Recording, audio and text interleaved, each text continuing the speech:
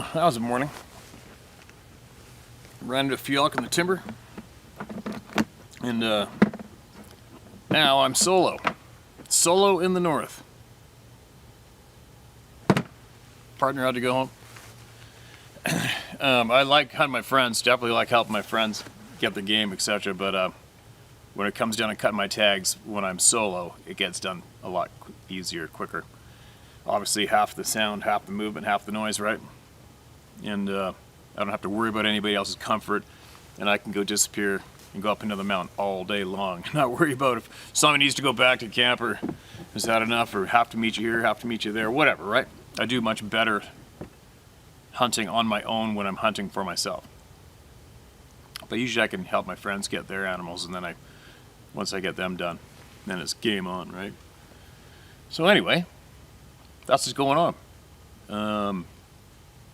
I received, I think, 4 pages of emails in reply to my request. If anybody had something similar happen with what I had happen the other day, that's going to take some time going through all those, I'll tell you what. But I will. And we got up, getting up at average 3:30 to 4 o'clock in the morning, and then going hard all day, all morning, and then in the evenings, getting to bed around 9:30, 10 o'clock. So I tried to read some yesterday, and it just started knocking me out. But I'll get it done. Anyway, what to do? I think I'm going to go on a big adventure today and see some new country, maybe. So, back to my normal routine. I'm going to get some voices heard. I'm going to get some voices heard, and then I'm going to pack up some fuel, some food, and I'm going to go for it, and I'm going to learn some more country. Now listen to this. You can hear some oil field machinery in the background somewhere. Hear the sound. Hello, my name is Fred. My story happened many years ago in Oregon. Some buddies and I went fishing at Crane Prairie Reservoir. On the way home after a weekend of camping and fishing, we were driving home down Highway 58 towards Eugene. We're following behind our buddies in their Toyota pickup. We ended up getting stuck behind a slower semi-truck. They were up ahead of the semi, and my buddy and I were hoping to pass so we could catch up. I was riding shotgun, just enjoying the ride. I'm looking at all the beautiful scenery, the trees, rivers, and mountains. Well, I started to notice how the semi-truck would pass a patch of small trees, and the wind off of his trailer would practically blow the branches down to the side. As I watched the truck pass this tree, and that tree has wind blowing everything over. One more time. I watched as the truck passed this tree, and that tree, his wind blowing everywhere. Now, this is the part of the story that is etched in my memory forever. As we entered a long, sweeping left turn, the truck passed a small tree that was on the right side of the road. Not an evergreen, but a baby maple, or something with big leaves. As the truck passed, I was waiting to see how hard the wind would blow the tree sideways. Well, as the truck went by, the tree blows sideways, and there, squatting behind the tree, is a Bigfoot. He's exposed and startled. He stands and turns 180 degrees and runs down into the forest. There are drainage systems along the road, and he's running along it. I could only see him from the waist up. I could clearly make out his huge arms, giant thick chest, and his big head that was sort of pointy on top. He was covered in grayish hair and big. I could make out his facial features. He was broadside to me, so I could see his nose. He ran straight up and down like a sprinter, arms pumping. He moved at a speed no man could ever reach. I've hunted and fished many, many years, and I could say without a doubt he could outrun any big game animal. He ran out of sight into the thick forest. I yelled out to my friend, "Did you happen to see that?" But he didn't, because he was driving looking for a place to pass. We finally passed the truck, and at the next pullout, our buddies were parked and waiting for us.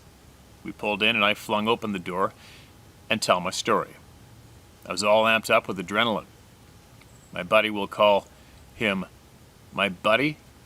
him Joe, then tells us a story about his uncle and a Bigfoot encounter. He says he believes me and wishes he could have seen it. It's something that I can't explain, but it's something I experienced firsthand. I've always believed, but after that day, I know. I hope you share this with others. Tight lines and good hunts. Fred, consider shared, my friend, and welcome to the Club of No Return. All right? Welcome to the club. I got a quick first-hander to share. I may have shared this before. I know I've probably mentioned it before. So Gavin, I think I've known Gavin for 15 years or something. He came over to Whistler, British Columbia from Ireland to work, adventure, and ended up staying like so many people do from around the world. And I met him through a friend of mine. He was working at the Pan Pacific Hotel, the Dublin Gate pub downstairs where my friend managed the restaurant for years. And he started working for me part-time. That's how we met. And we've always been close friends for many years now. Anyway, he doesn't have an interest in this topic at all, right? He doesn't really run in outdoor circles. Outdoor for me meaning, hikers, hunters, fishermen, anglers. He has friends. They do mountaineering, but it's not hard in Whistler. He's surrounded by mountains. There's hiking trails everywhere. There's hundreds of people everywhere all the time in all those mountains. He's not into the remote circle of people, right? What am I trying to say? He just doesn't run in circles that would typically have these experiences or even talk about it. So keep that in mind. And I remember a handful of years ago, he mentioned something about going for a hike or a run one time because he's always been fit, worked out, trains, boxing. He's boxed all through his childhood and his younger years in Ireland, and still heavily involved in the boxing gym in Whistler, etc. So he stays fit. Now he's getting into mountaineering. Anyway, he's always going on runs, and he went for a run at a place called the Sioux Valley, a road that dumps into the Sioux Valley. This is north of Whistler, and very near where I hunt a lot in the past. And I remember him telling me something about being scared or freaked out one time running by these big cedar trees, big patch of cedar, original first growth forest. And I asked him again yesterday. We were walking out on the trail last night, and I was trying to explain to him the first time I seen one of these beings. And I said it was exactly like right now. It's early September, same night, same sky, same time of day, and you could see the perfect outline of the trees on either side of the tight trail we were on. And I picked one that was about the same distance, same angle. I said it was right there looking at me. You could see this. I could see the crisp outline. He's like, yeah, and he got kind of freaked out and told him the whole story again. And he said, you never told me that story. I go, I haven't? No way. And he's getting a little wide-eyed, and then he got into the topic. He goes, well, I go, remember you told me that you got kind of freaked out jogging at the time? You said you heard something paralleling you or something? He goes, yeah. I go, what happened? And he told me, and remember, he doesn't follow this channel. He doesn't follow this topic. He doesn't know of the patterns that we know about, okay? He hasn't a clue. And he goes, it's really odd. He said it was a lot quieter than he said he really noticed it was quieter than it should be. He said he got a very uneasy feeling like something really bad was going to happen. And he also he said, I just kept hearing these weird noises. He's got that heavy Irish accent that I can't mimic an Irish accent. And he goes, I just kept hearing these weird noises that shouldn't have been there. And I'm listening to him talk, and finally I go back, what kind of noises? What kind of noises did you hear? I don't know how to describe it. It's something, he says, almost like a grunt. Like a grunt. Grunting.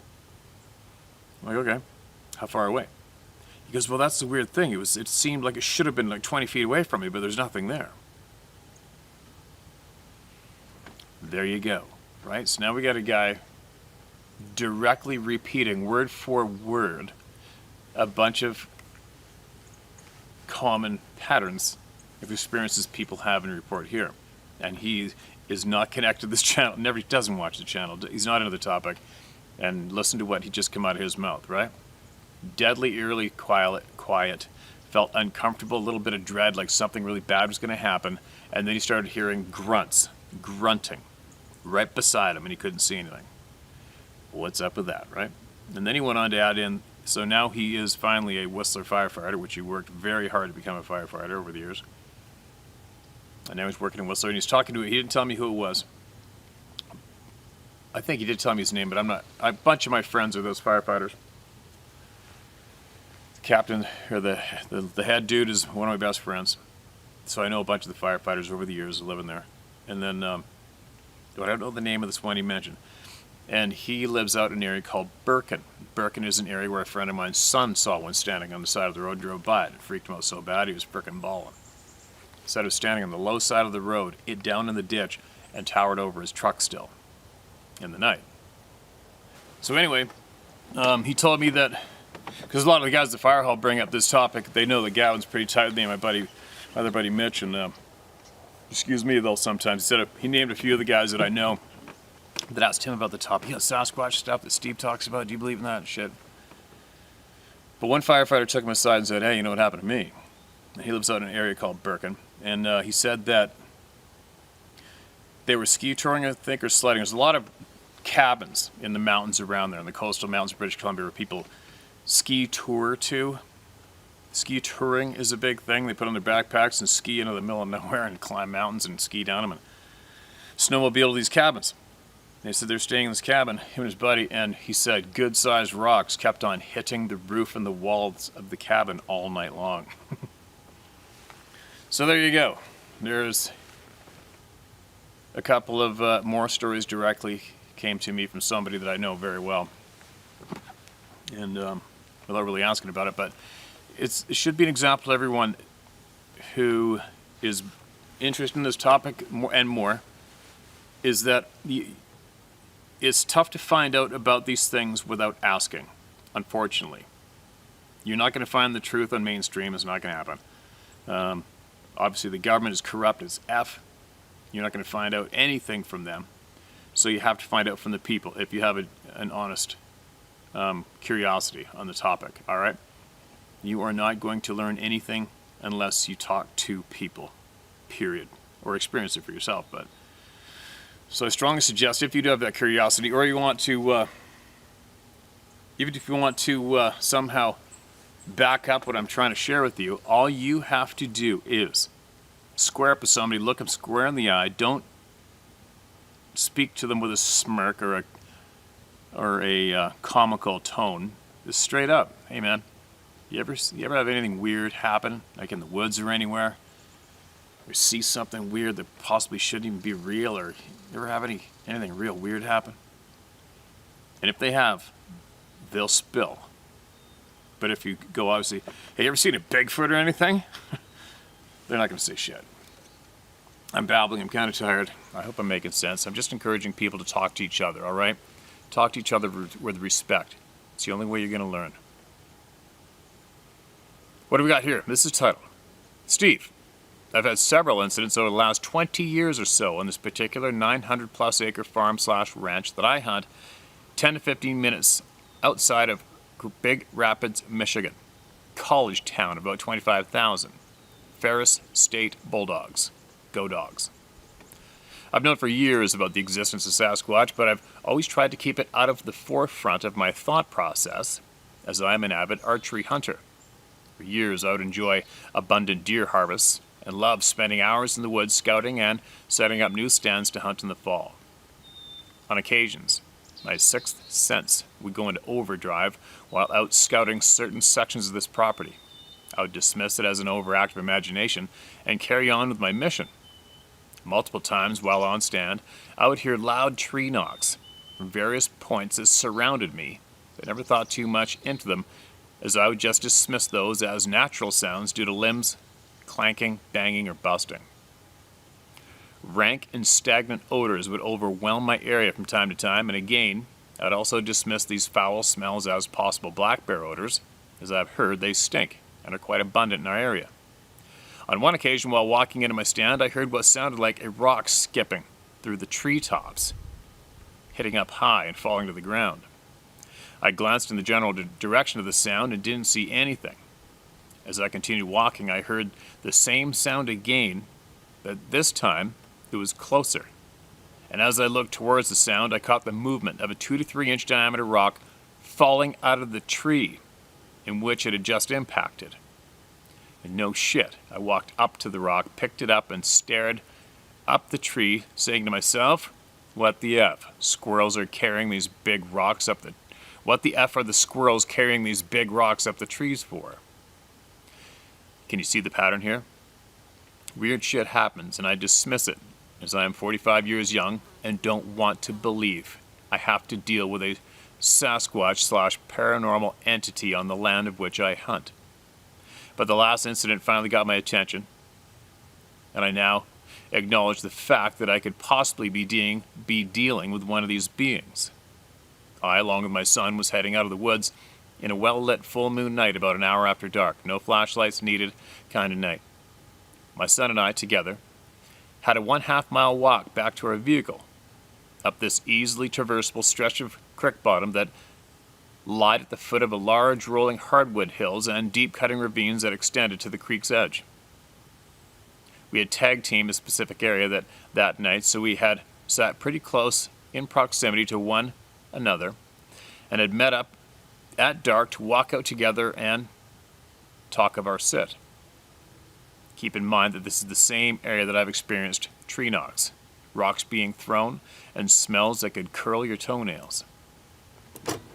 We had covered the 1/2 mile hike back to our origins and were now standing outside of our vehicle, offloading our gear into the back seat. It was so dark. It was dark, so I had reached into the car and fired the engine while still standing outside of it, as to shed some ambient light on our surrounding. I turned my back to the car and was in the process of evacuating my bladder when I heard what I thought was my son cranking the radio up in the car as loud as he could. I wheeled my head over my shoulder to look at him without pissing on myself, and when I did, I locked eyes with my son,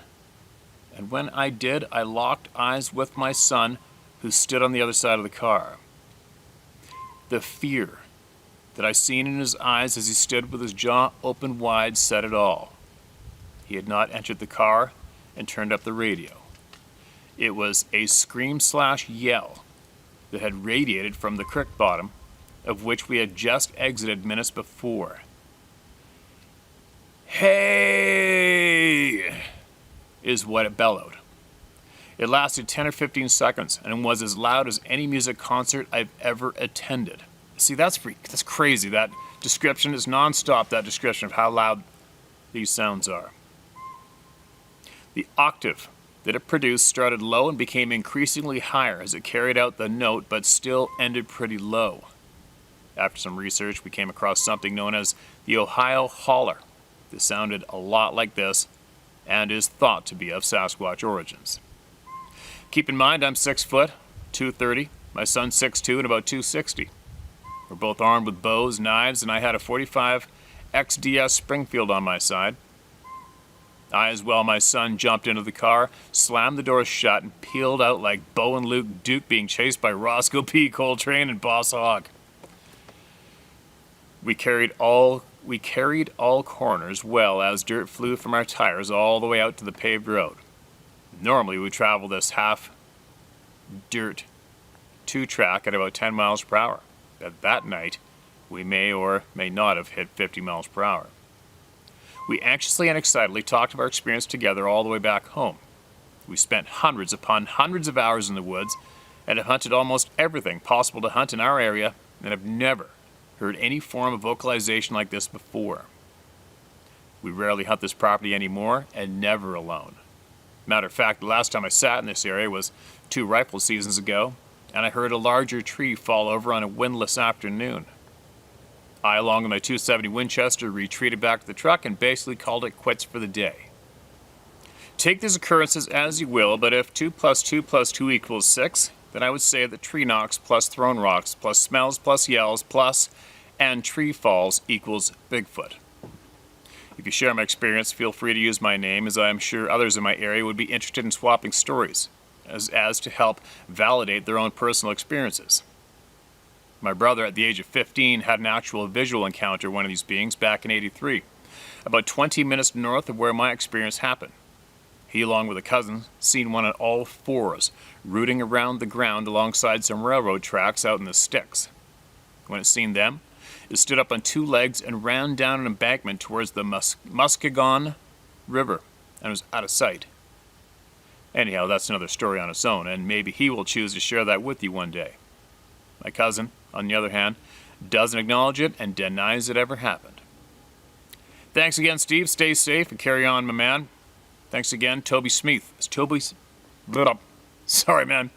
Thanks again, Toby Smith. P.S. I still hunt avidly and refuse to be run out of the woods by whatever these creatures are, but I do tend to listen to my gut and sixth sense a little more these days. Good, man. Welcome to the club. And that's good news.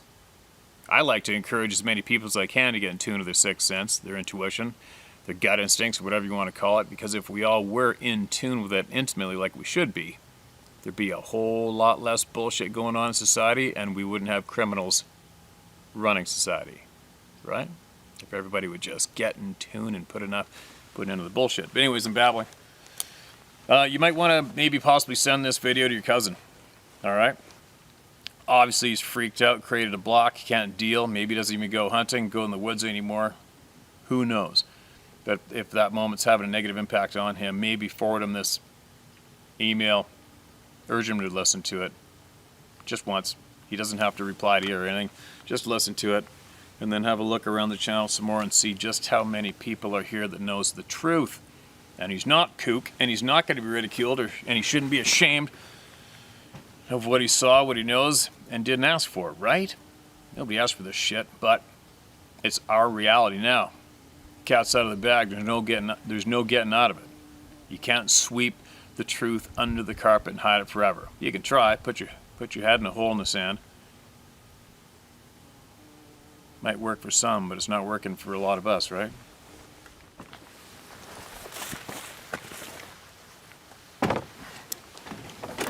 All right. Who's next? Who's listening to me? Around me.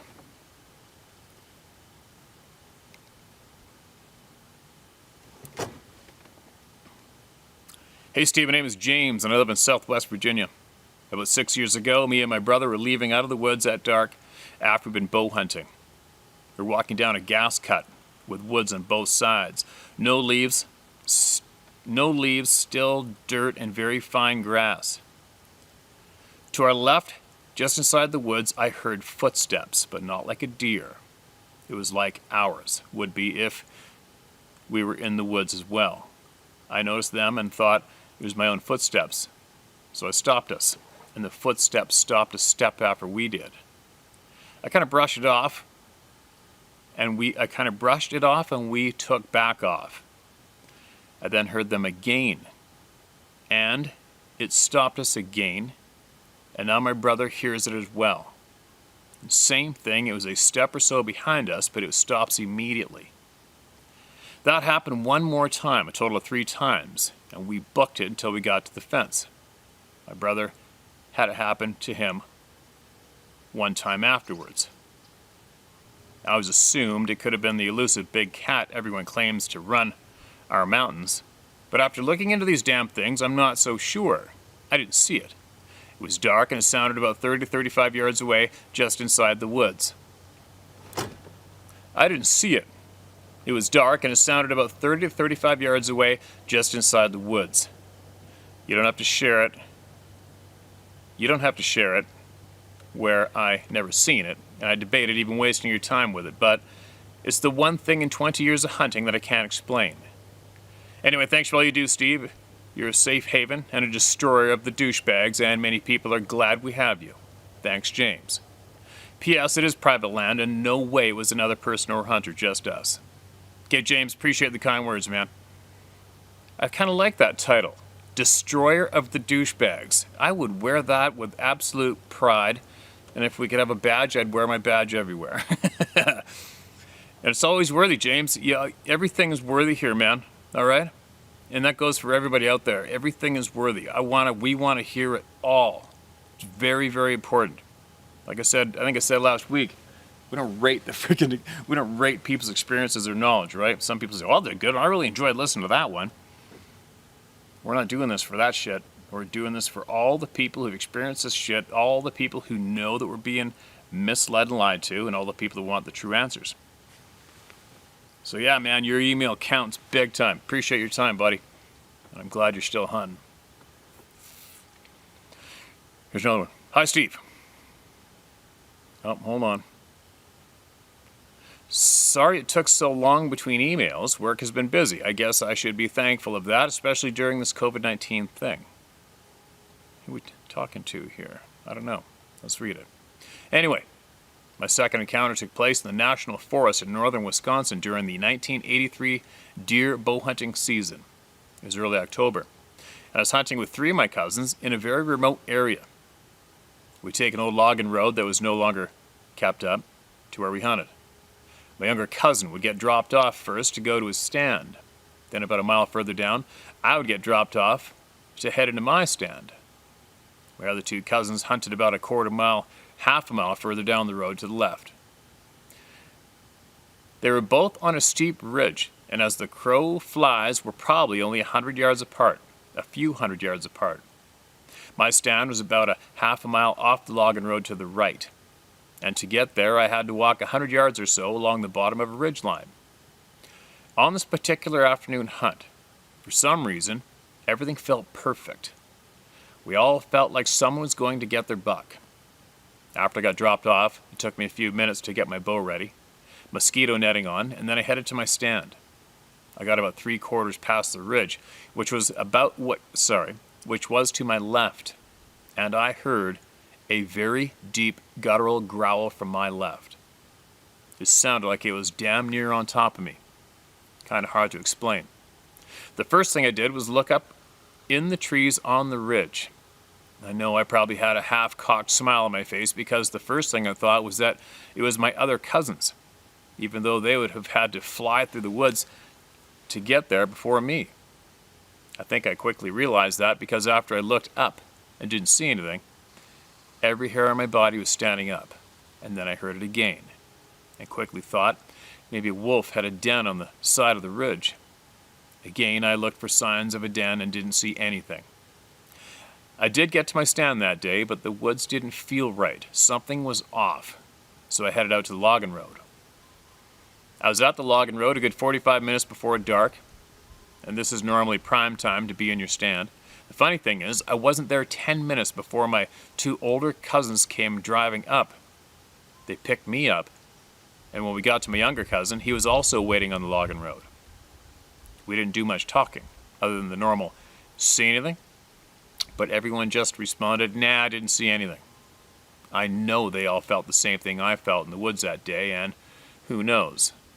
They could have had encounters of their own, but none of us talked about it.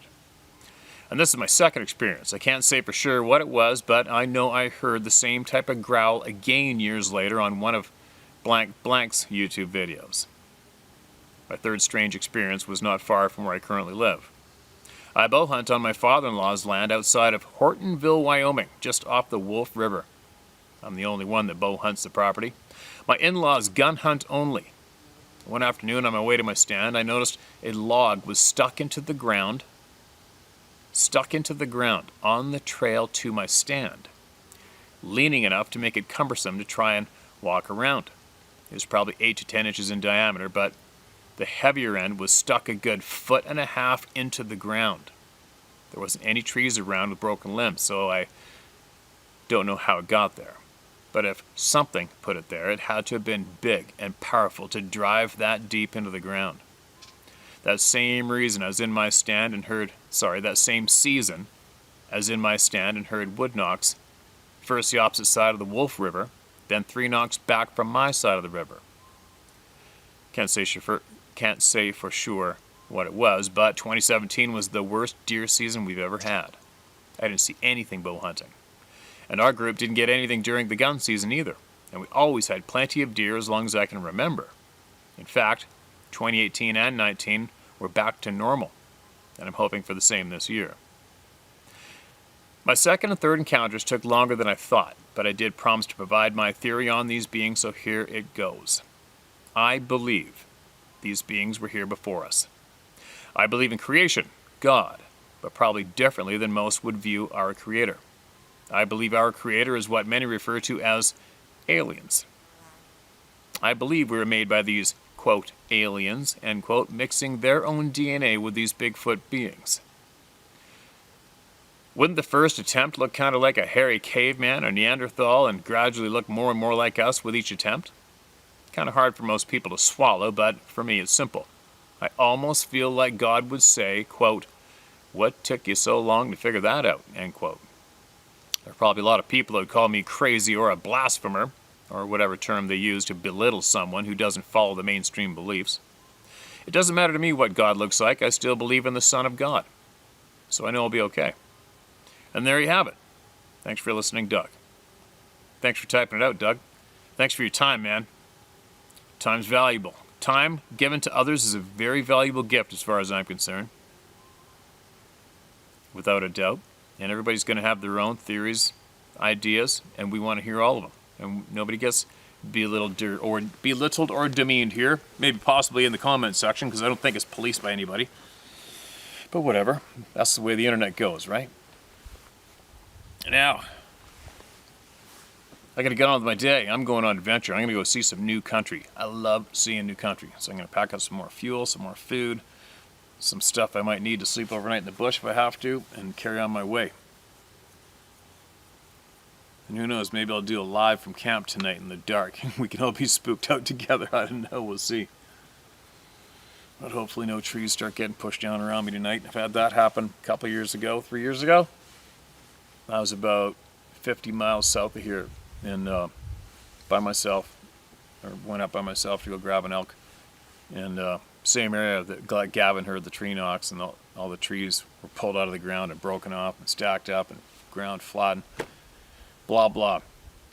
In my first night there, I think about 6 or 8 trees came down across the creek from me, from my camp where I was camped, and there was no wind, no rain, no nothing. Just trees kept falling down every once in a while. 6 or 8 of them, I think. And that big tree fell down across the way here, a big one. First night here. Do I blame that on anything odd? No, I don't. I'm just saying, I don't need it happening here tonight. I want to enjoy my time. I want to see some more country. I want to relax. And I want to get my goal smashed. And I need to get that elk meat in my freezer. That is my absolute #1 priority right now. So I'll be back shortly. And I'll read a bunch of those emails. All you generous people who wrote in replies to my knife incident. I'll try to get those read up ASAP too. Share my story at howtohunt.com. And for all those interested, Sarah has a whole pile of brand new stuff available in her store. She got it. I don't know if she's listed or not, but I'll put the link down below as usual. And you can have a look at that, and I'll be back shortly.